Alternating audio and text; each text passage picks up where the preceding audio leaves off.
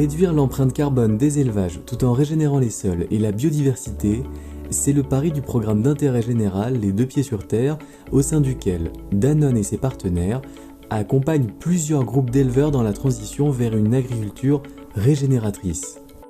Dans le sud-ouest, c'est l'autonomie protéique, c'est-à-dire la production de fourrage riche en protéines sur la ferme qui est travaillée avec les éleveurs, afin de réduire les achats d'aliments importés, souvent issus de la déforestation.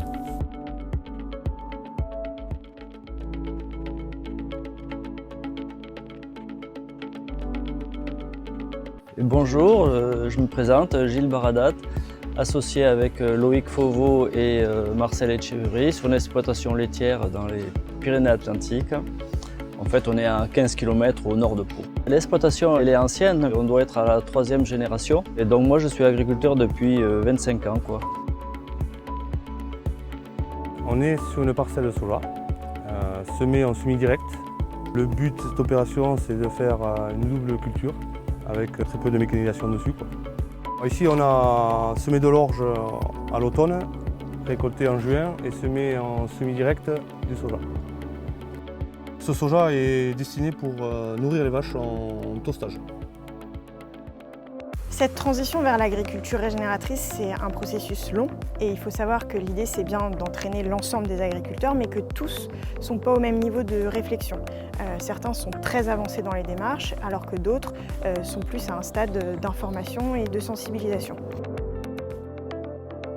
Bonjour, donc je suis Florence Jarre, chargée de mission au sein de l'association pour une agriculture du vivant, qui est une association qui vise à créer les outils et les conditions de coopération pour faciliter finalement la transition vers l'agroécologie de l'ensemble des filières agricoles et alimentaires. Sur cette ferme, comment est-ce qu'on travaille justement la stratégie autonomie protéique? Alors de plein de façons différentes.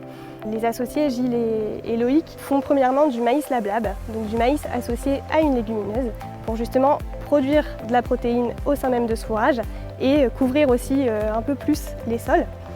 Il y a des luzernes qui sont mises en place, il y a aussi toute une stratégie autour de la réduction du travail du sol, avec des essais notamment en semi-direct. Et enfin, les associés travaillent aussi des métailles enrichies en légumineuses. Donc c'est des cultures dérobées qui vont être semées l'hiver juste avant une culture de printemps, notamment un maïs. Et là aussi, l'idée c'est d'apporter de la protéine avec des trèfles, des févroles, des vesses, pour justement avoir un fourrage riche en protéines. On a toujours été fervent d'essayer de nourrir nos animaux le plus possible avec nos fourrages autoproduits. On n'achète pas, donc on devient beaucoup plus libre et indépendant par rapport aux fluctuations du prix des matières premières. Depuis qu'on fait ça, on a à peu près divisé par 2 notre consommation de protéines achetées. Pour nous, on trouve que les effets sont très importants, quoi. Donc l'accompagnement proposé va s'adapter au niveau de chacun des agriculteurs, du simple diagnostic à la formation, voire même à la mise en réseau et la proposition de groupes pilotes qui permettent aux agriculteurs et aux éleveurs ensemble de tester des nouvelles choses et d'être entourés pour justement passer le pas de ces essais et entamer le changement. Le fait de venir chez nous, voir ce qui marche, essayer d'implanter chez eux, nous pareil, voir ce qu'ils font chez eux, essayer de le mettre chez nous et voir si ça marche et tout ça, c'est intéressant, quoi. Ça permet de faire évoluer l'exploitation et puis on sort du contexte classique, quoi, et on voit que finalement en sortant de ce contexte classique, il y a quand même eu des améliorations au niveau de la terre, au niveau des animaux.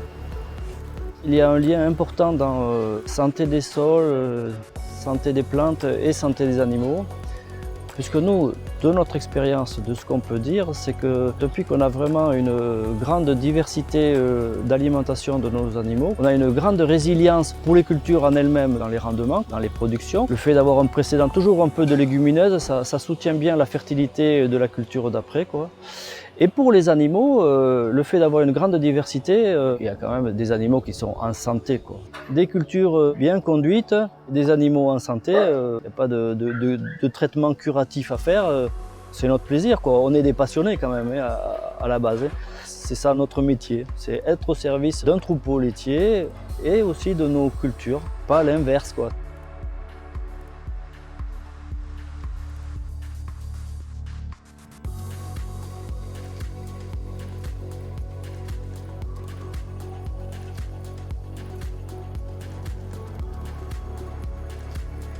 Au Au niveau de Danone, on s'est fixé un cap, c'est qu'à l'horizon 2025, 100% des matières premières cultivées en France soient issues justement de cette agriculture régénératrice.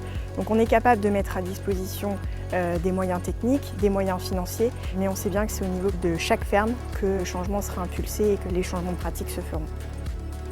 Comme Gilles et Loïc, de nombreux éleveurs sont déjà moteurs dans cette transition. Leur travail et l'accompagnement proposé au sein des groupes pilotes permettent la consolidation des acquis techniques, puis la diffusion à l'ensemble des acteurs de la filière agricole pour accélérer la dynamique de changement vers l'agriculture régénératrice.